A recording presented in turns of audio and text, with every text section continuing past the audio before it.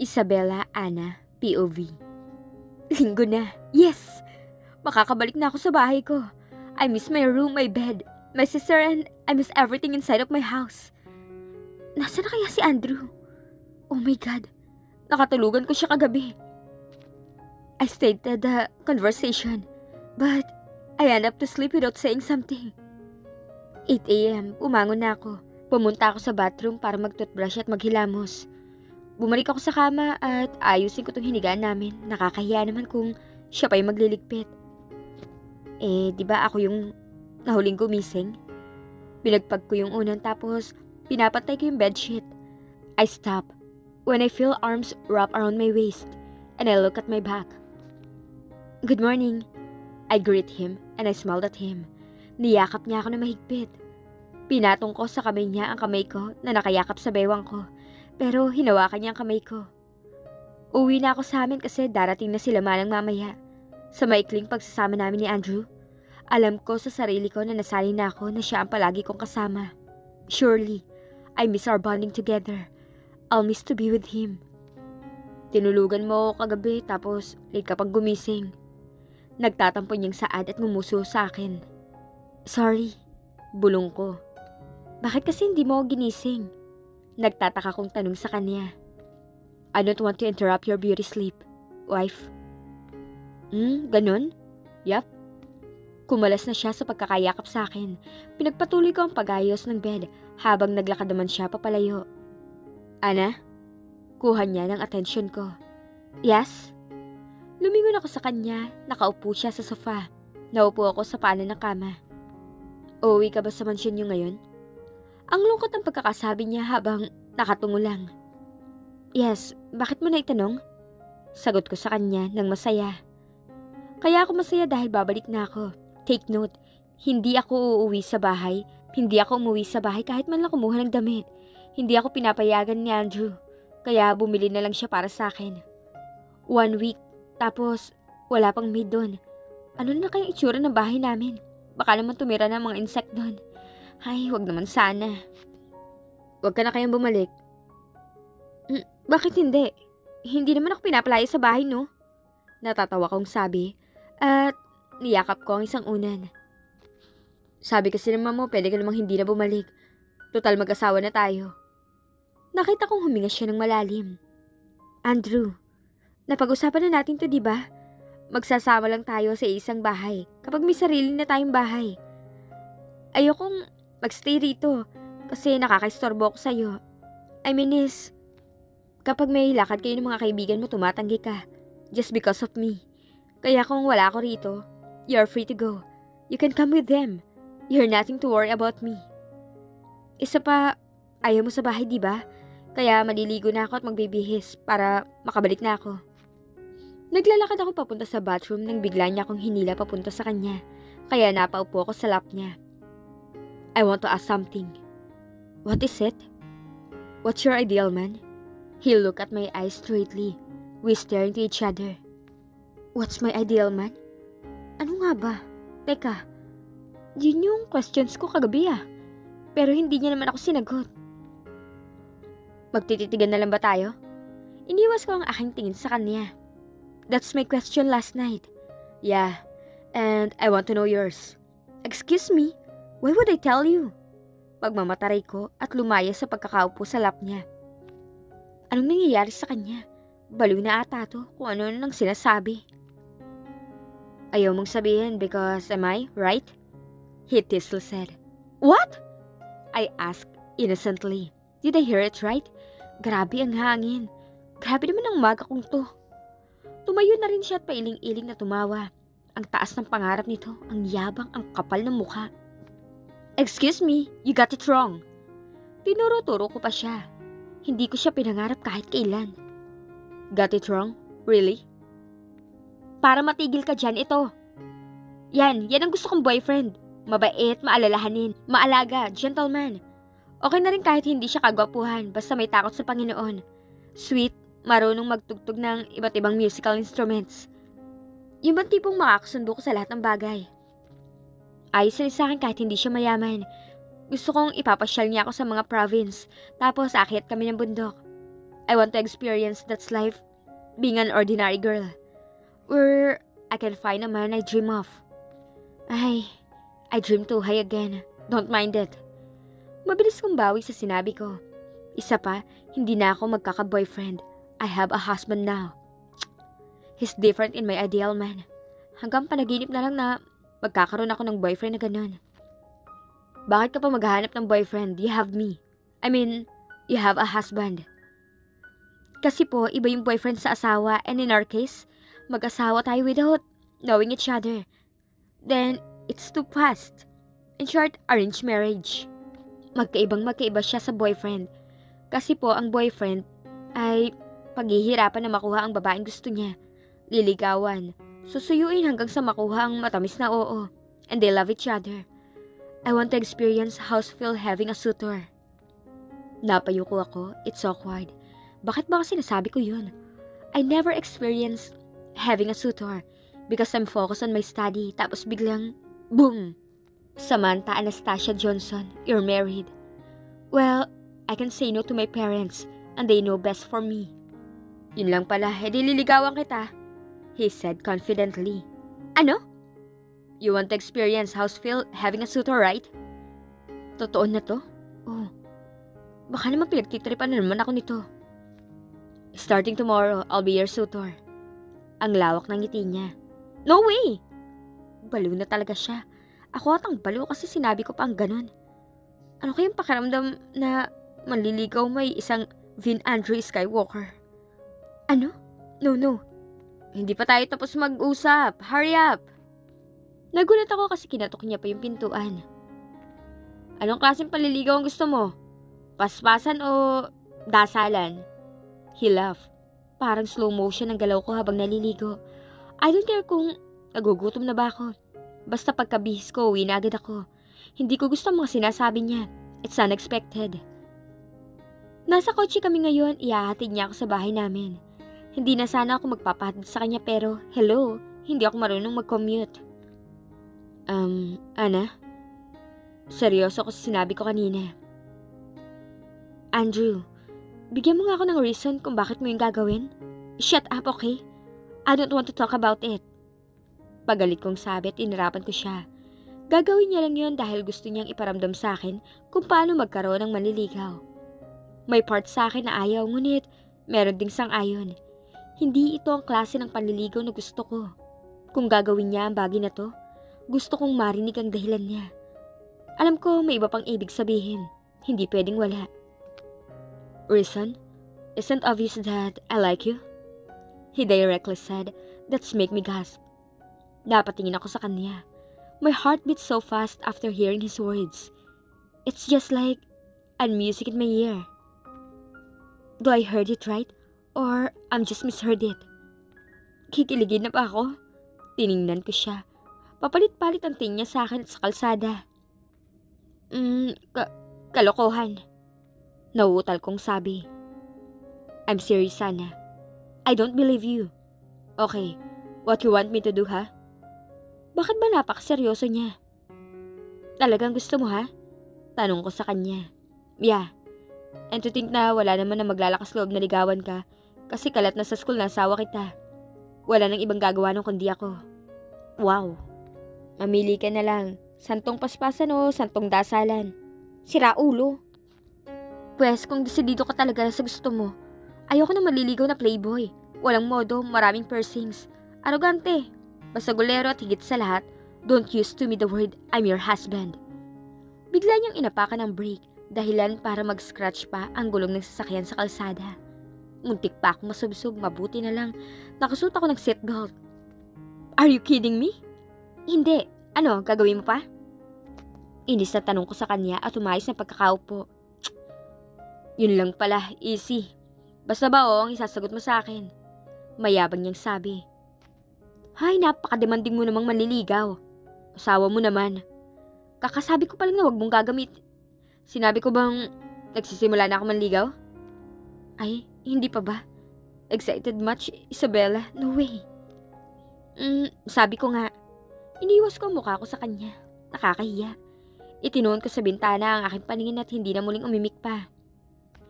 Sige, ganito na lang. This day, let's spend our time together as a husband and wife. Mamaya na kita iuwi, may pupuntahan ako. Wanna come with me? Napatingin ako sa kanya na may malawak na ngiti sa labi. Saan? Basta, teka lang, nagugutom ka na ba? Ang konti na kinain mong breakfast. No, I'm full. Tahimik lang kami until we reached the big gate. Yes, a big black gate. Sa dalawang gilid is, doon papasok yung mga tao na walang sasakyan. Tapos, yung nasa gitna is, way ng mga may car. Pinagbuksan kami ng 2 guard. Secured ang place, kasi ang daming guard at safe na safe. Walang maglalakas loob na pasukin ito. Teka, kanino ba to? This is so big mansion. Malaki ang parking space. Bahay niyo to? Hindi pa kasi ako nakakarating sa bahay niya. I mean, sa bahay ng pamilya niya. Ang kasal namin sa hotel ang venue. Pagkatapos, tumuli kami sa kondo niya kasi yun daw ang bahay niya. Tulala ka dyan. Ano raw? Makapanglait porket gwa. Ang kapal talaga. Nakabukas na pala ang passenger side. Bumaba na ako. I look around and I see the beautiful view. It's look like I'm just in a rest house. Ang ganda ng mga halaman na iba't ibang kulay. More on trees. Kaya sariwa ang hangin. Good afternoon, master. Nagulat ako nang sabay-sabay na sabi ng nakahilerang maids. They bow sign of respect. Sa gulat ko ay napahawak pa ako sa braso niya. Bumilis ang tibok ng puso ko dahil sa gulat. Napabitaw ako sa kanya at hinawakan ko ang dibdib ko. Are you okay? Yes, nagulat lang ako. Hinawakan niya ang kamay ko. Hindi pa kami nakakapasok sa loob ng bahay. Nandito pa lang kami sa harap ng malapad na main door. Grabe, ang ganda ng pinto nila. Yayamanin. Everyone, meet my beautiful wife, Isabella. Pagpapakilala niya sa akin at nginitian ko yung maids na mga nasa 15 plus sila. At sa tingin ko mga nasa 20s to 40s sila. Ang dami-dami nga, 4 lang maids sa bahay ah. Good afternoon, Madam Isabella. Nagbow ulit. They are so formal. I wave at them. Hi, nice to meet you all po. Sabi ko na nakangiti. Pati ba naman maids ang sososyal? Edi siya ng mayaman. Nagsialisa ng mga katulong at may isang natira na sa tingin ko'y mayordoma. You're a billionaire, don't you? And that's the opposite of your ideal man. He said in a calm tone, mixed by a sarcasm. This is my home, my peace, my grandfather's house. Dagdag niya pa. What? Hindi makapaniwalang tanong ko sa kanya. Hindi dahil sa bahay ito ng lolo niya kundi sa sinabi niyang kabaliktaran ng ideal man ko, ang pagiging bilyonaryo niya. Anong connect? I live here with my grandpa ever since. May mga magulang siya, bakit dito siya nakatira? Imposible naman na walang bahay ang mga magulang niya. Kilalang kilala ang pamilya niya sa larangan ng negosyo. Habang tumatagal, mas lalo ko siyang nakikilala. Bakit? I hate staying at my parents' house. Simula po nun, napansin ko na malaki ang galit niya sa parents niya. Bakit kaya? Your mouth! Tinulak ko siya palayo at naglakad ako palayo. Pero nakakatatlong hakbang pa lang ako nang may kamay na humawak sa braso ko at hinila ako palapit sa kanya. Sino pa ba? Edi si Andrew. You're going to leave me? Just as a simple cause? Naramdaman ko nilalapit niya yung lips niya sa akin because I can now feel his hot breath. Master, nagkaiwasan kami ni Andrew nang biglang sumulpot ang isang maid na mukhang nagmamadali. What? Hinihintay na po kayo ni Sir Robert. Tumango siya at hinawakan ang kamay ko. Let's go? Ha? Grandpa is waiting. Let's go. Naglakad kami ni Andrew papasok sa loob ng mansyon. Sahig pa lang, hiyang-hiya nang tumambay ang alikabok. The interior design is so elegant and expensive and more on gold color. I wonder if it's just a color or a real gold. Ang laki ng living room. Doble ng sa amin. Mag-asawang grand stair. Kinakabahan ako. This is the first time na mamimit ko ang lolo ni Andrew. Ano kaya itsura nun? Baka naman sobrang higpit. O kaya naman parang dragon. Tama ba na sumama ako sa kanya? Don't be nervous. My grandpa don't bite. Natatawang sabi ni Andrew kaya inirapan ko siya. Hindi nga nangangagat, baka naman bumubuga ng apoy. I'm so glad that you visit me, my dear grandson. Boses ng matandang palapit sa amin. Dad! Sinalubong to ni Andrew at niyakap niya ang lalaki na may edad na sa tingin ko ay around 70 or I think middle 60s. Why is calling a grandpa dad? You're still the ulap I always play with. Tinap siya ng lolo niya sa shoulder. Mukha siyang street kung pagmamasdan, ngunit kapag nagsalita na, mukhang mabait ito at kalmado. He dressed up like very elegant businessman. Dad, meet my beautiful wife. Personally, Isabella Anastasia Johnson Walker. I bow while smiling. Hello po. Magalang kumbati. Anna, meet my grandpa, Robert Walker. Nakaakbay siya sa akin while he's introducing his grandfather. His grandfather looked at me head to toe.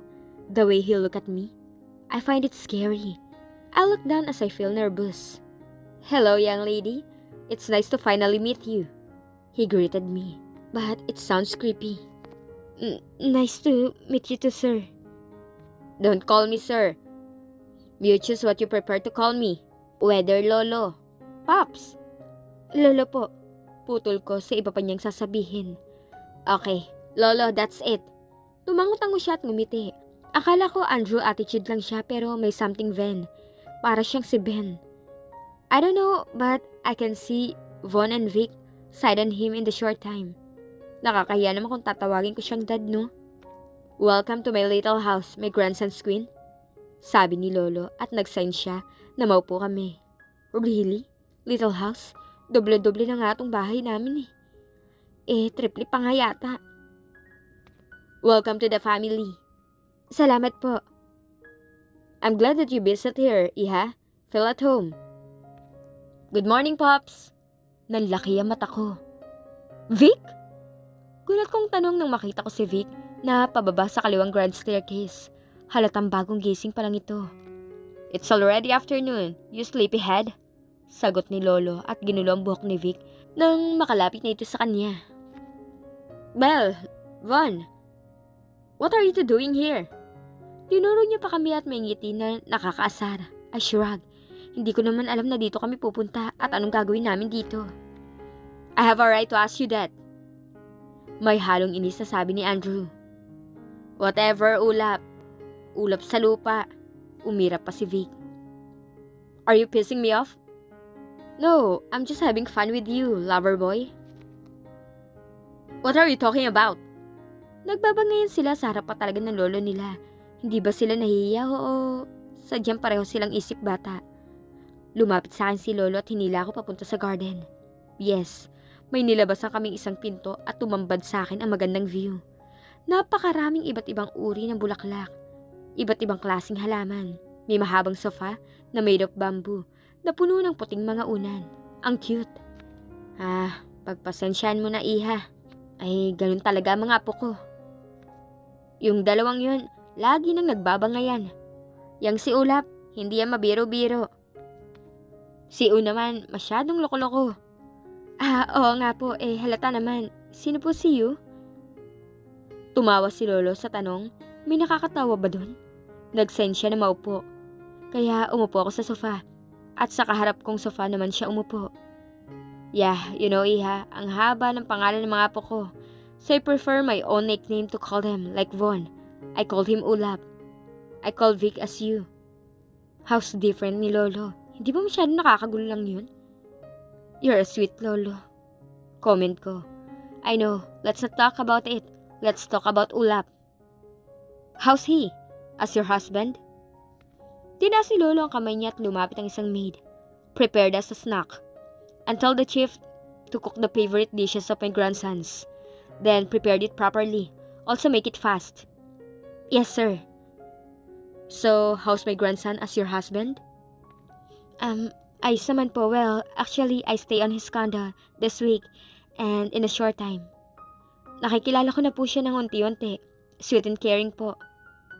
Oh, nagstay ka pala sa kanya, so may dapat ba akong i-welcome after 9 months? I-welcome? Po? Inosente kong tanong habang nanlalaki ang mga mata. OMG. Iha, it's okay if you two have a baby in an early age. You two married. Po? Hindi makapaniwalang tanong ko kay Lolo nang putulin ko ang iba niyang sasabihin. Baby? Agad-agad? Grabe naman tong topic namin. Nasa hot seat ba ako?